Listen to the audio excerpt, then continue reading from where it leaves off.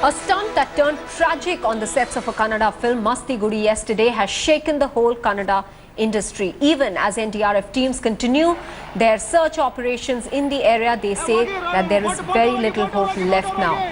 The two Kannada actors, Uday and Anil, drowned while performing a daredevil helicopter stunt. The film producer, director, manager and stuntman remain absconding.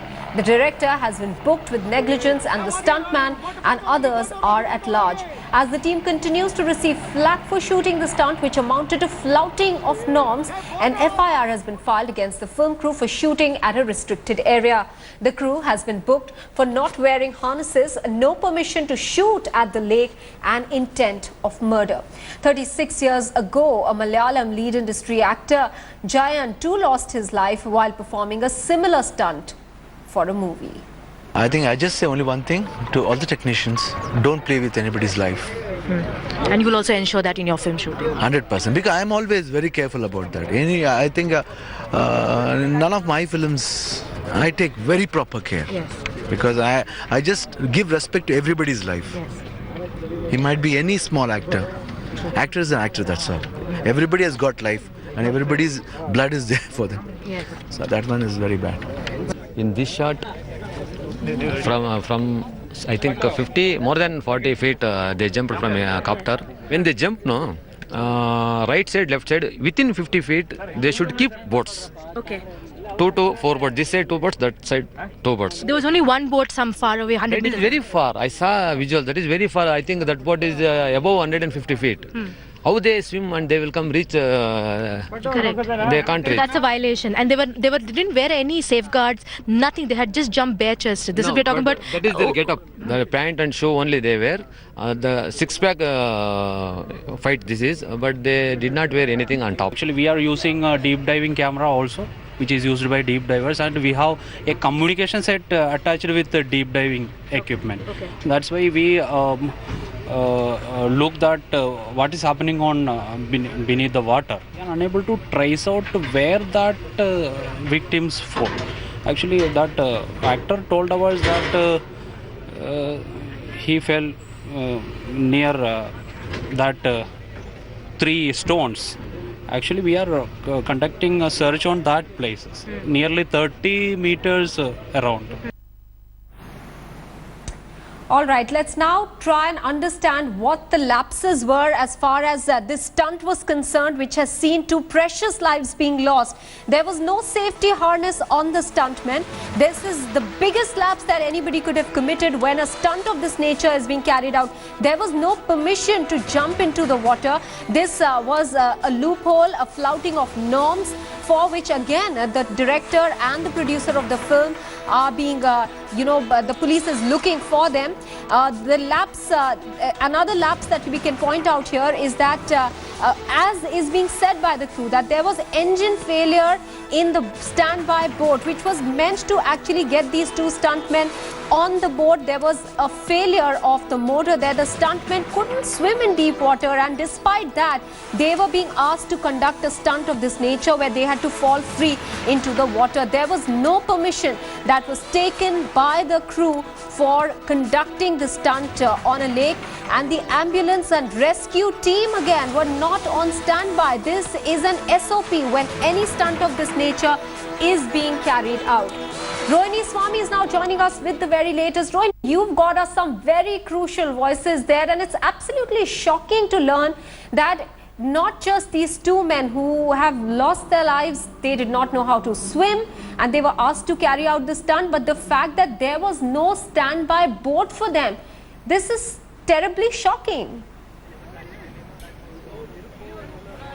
Absolutely, and these are the basic standard operating procedures that you need to put in place, especially something like these kind of stunts that take place, be it across the board, not just the Kannada film industry, but across the board. If such stunts are taking place, then they should have emergency services in place as well as rescue boats around. They were supposed to, like we had one of these stunt masters saying, there should have been at least 3 boats on either side. Now let me take you through the search operations that are taking place here, because that is the most important thing at this point of time. If you notice that actually they're circling around that particular area. The reason why they're doing that is they're trying to create a whirlpool kind of a situation.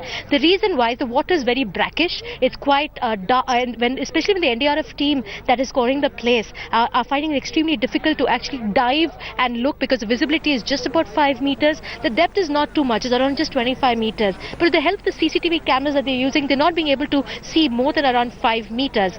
So they're trying to create this whirlpool effect to see if they can possibly dislodge anything, especially the fact that now they're looking for the bodies now, because it's been more than 24 hours, and it looks very, very grim that they could have survived that kind of a jump from the helicopter.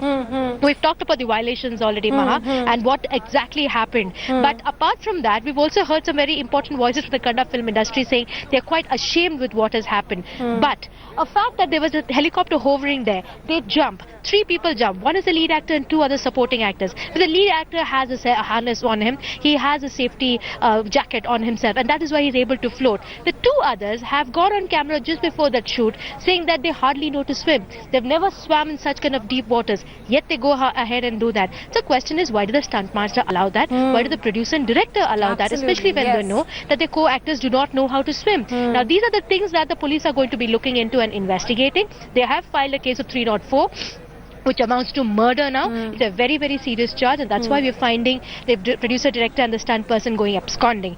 And in terms of the search operations, it had happened from 4 o'clock yesterday, went through almost midnight. They started at 7, they still continue. So it's almost we're talking about 40 hours of search operations. It will continue, and my last point would be that the Indian Navy also will be supporting escalation these search operations very shortly.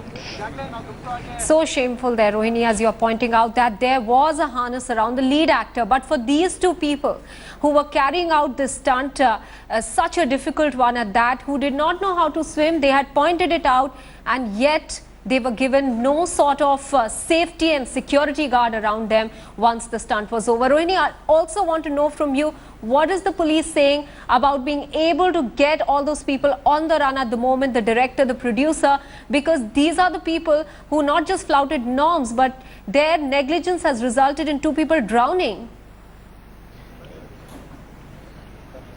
Well, that is the toughest part as part of the investigation for the police, because ever since the incident has taken place, they have gone absconding. Tracing them would be of utmost importance, and they're going about that. They also, in terms of the flouting of rules that we have seen, they're hoping that they could at least get the Kannada film industry to help trace the producer, director as well as the stunt master. But the crew also, we did speak to some of the crew members. They are in touch with the assistant directors, but they're only hoping that the 3 of them will surrender soon, because one, they claim, and this is the part of the film crew saying, that this happened unknowingly. But unknowingly, you cannot flout guidelines, and that is what especially the police are going to be using as part of the investigation, and they're going to be acting upon them with an iron hand. They're not going to spare anybody, because this will have to be something as setting a precedent for the entire film industry, not just in Karnataka, but the entire film industry, to ensure that every life is precious and nobody's life can be played around with. And Rohini, perhaps even the police will have to do some answering there as to how this entire movie scene was being shot at the lake without anybody getting to know. If there was no permission granted to shoot there, then in broad daylight, if that was being carried out, there should have been somebody there to check them. Rohini, many thanks for joining us for the time being for all those details.